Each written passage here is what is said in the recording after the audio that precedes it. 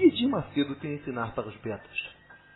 Antes de começar, fica aqui claro que não possuo nenhum apreço por essa figura abjeta. No entanto, ao olhar sua história, acho que todos nós devemos nos debruçar para tentarmos aprender algo útil. Para mim, nenhuma outra figura é tão rica do ponto de vista humano que Edir Macedo.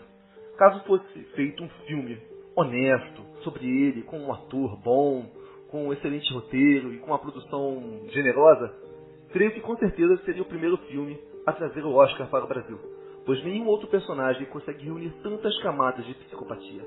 Edir Macedo sintetiza o caráter do brasileiro comum, eleitor de políticos corruptos em troca de benefícios estatais, sempre disposto a fazer qualquer coisa para alcançar seus objetivos, não se importando com mais nada. Do mesmo modo em que, quando um avião cai, examinamos o que deu errado, quando uma pessoa que nasce na total pobreza, desprovido de beleza, dinheiro e status, torna-se um dos homens mais ricos e bem-sucedidos da sua geração, devemos também nos perguntar: o que deu certo? Pois bem, Macedo nasceu numa cidade ordinária, numa família ordinária, numa casa ordinária. Tinha uma aparência ordinária. E para piorar ainda mais a história, ainda nasceu com um defeito na sua mão. Desde criança, não só seus 6 irmãos, mas todos os seus colegas caçoavam dele. Com baixa autoestima, Macedo foi desenvolvendo um comportamento antissocial e rancoroso. Mas diferente de algumas pessoas que usam as dificuldades da vida como pretexto para seu fracasso, vitimizando-se, Macedo a usou como combustível para seu esforço. Em um momento ele aceitou a situação em que estava inserido e decidiu que faria de tudo para mudá-la. A primeira lição que nós podemos aprender com Edir Macedo é que quem é bom em se desculpar não consegue ser bom em mais nada. Edir Macedo podia usar as dificuldades da sua vida como desculpa para o seu futuro incerto, mas não. Ele usou as dificuldades da sua vida como motor para o seu sucesso. Um episódio interessante que ocorreu é que Edir Macedo tinha muitos irmãos e seu pai era muito pobre e ignorante. Desde cedo ele teve que trabalhar e seu relacionamento com seu pai não era dos melhores. Se seu pai terreno não lhe provia, Macedo buscou a sua provisão no mundo espiritual. Ele perambulou entre igrejas católicas, serviu de banda, igrejas evangélicas, sempre em busca de uma mensagem que coubesse dentro de sua própria ambição. A segunda lição que nós aprendemos com Edir Macedo é que quem almeja muito e trabalha para tal pode não conseguir aquilo que queria, mas chega em algum lugar. Já quem não almeja nada, geralmente não chega a lugar nenhum. Quando Macedo ainda era jovem, ele nunca foi incluído em grupinhos sociais, aqueles legaizinhos. Pobre, ele sempre estava cansado, trabalhando e estudando, ou em outras atividades. Quando se apaixonou, foi rejeitado, sua vida foi uma bagunça. Sua rejeição social e amorosa não só se dava devido ao fato de ter uma mão defeituosa, mas principalmente pelo fato de ele ser pobre e pelo fato de não ser importante. Mais tarde, quando Edir Macedo estava milionário já, ele voltou à sua cidade natal. Ele fez questão de voltar para mostrar que aqueles que humilharam ele estavam errados. Macedo percebeu que ele não precisava apenas de dinheiro, mas ter referência numa área específica. Alguém que todos lembrariam quando falassem daquilo. Não importando se falando mal ou bem, mas falariam dele. A terceira lição que nós aprendemos com Edir Macedo é que a maior vingança que um beta pode dar para aqueles que humilham é o seu sucesso. Uma vez adulto, Macedo conseguiu um excelente emprego num órgão público com estabilidade que muitos invejariam. No entanto, não era isso que ele almejava. Macedo era um tomador de riscos. Ele estava disposto a jogar tudo para trás em busca do seu sonho. Como empreendedor, ele, junto com outros colegas de sua então igreja, começaram a abrir a sua própria franchise da fé. Sua ideia seria praticar um tipo de extorsão jamais vista antes. Sob o manto da religião, Macedo venderia um Deus que todos gostariam de acreditar, caso existisse, é claro.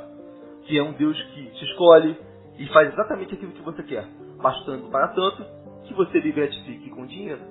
Mas quem receberia esse dinheiro? É claro, o Macedo. Lição número 4. Quem vende aquilo que todo mundo quer e ninguém oferece, com certeza fica rico. É óbvio que algo dessa disfarçatez geraria muito espanto. Como ele tinha coragem de fazer algo tão inescrupuloso? Macedo não se deixou desencorajar pelo espanto e repressão dos outros. Ele seguiu caminhando rumo ao seu objetivo. Lição número 5. Não dê ouvido aos críticos. Para eles, tudo que você fizer estará errado. Eles estão apenas procurando um motivo, por menor que seja, para te criticar. Pode ser uma fala fora de contexto, um olhar maldado, uma roupa que você vestiu, pode até ser um coraçãozinho no comentário. Tudo pode ser maldado pelos outros. Nunca se esqueça que se eles não pagam as suas contas, você não lhes deve satisfação. Quando seu próprio cunhado começou a querer apitar na sua igreja, querendo diminuir essas táticas revolucionárias de estelionato que ele praticava, Macedo não se intimidou. Mesmo com o risco de ganhar um inimigo dentro da própria família, ele resolveu brigar até o fim pelo seu negócio. Já seu cunhado, que era bonzinho, teve que abrir mão e fazer outra igreja, após um acordo no qual recebeu um dinheiro. Lição número 6. Ninguém chega ao sucesso cedendo. Para vencer, é preciso lutar e fazer inimigos. Não há topo para todos. E para chegar lá, será necessário enfrentar pessoas muito melhores e piores que você. Uma vez preso, Edir Macedo nunca se envergonhou. Ele se convenceu que estava sendo crucificado, assim como Jesus.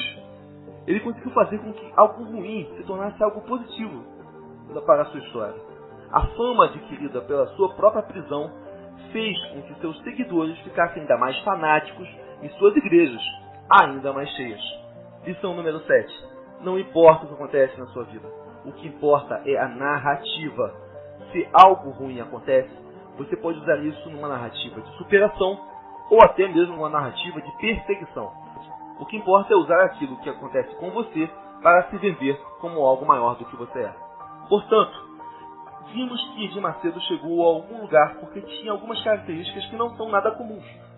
Caso fossem, qualquer pastor psicopata desavergonhado, que a gente vê em cada esquina por aí, também teria chegado onde ele chegou. Incomodado o tanto quanto ele incomodou e sido atacado tanto quanto ele foi atacado. O sucesso, amigos, não atrai apenas mulheres. Ele atrai ataques sórdidos e acusações desleais, de todo tipo. Que ele, Macedo, soube muito bem se desvencilhar. Muitos, eu devo salientar, caíram por muito menos, mas ele, por ter gerado um vínculo tão forte com seus seguidores, tornou-se inseparável para eles. Não importando qual é a acusação ou quais eram os argumentos. Como ele dizia, aquilo que os seus seguidores queriam ouvir, negar a ele, seria como se eles negassem a si mesmos. Por isso eles nunca o negaram. Macedo só chegou ao topo, num país desigual como o nosso, porque não se preocupava com o que os outros pensavam dele. Nem tampouco amava aquilo que ele tinha. Ele amava aquilo que ele queria ter. Seu sucesso foi fruto de várias apostas arriscadíssimas e de muita frieza e cinismo. Para se crescer tanto como ele cresceu, apenas tomando muito risco. E ninguém consegue tomar tanto risco se preocupando com aquilo que você tem. O único tipo de pessoa que tem racionalidade em apostar tudo tantas vezes é alguém que não tem nada a perder.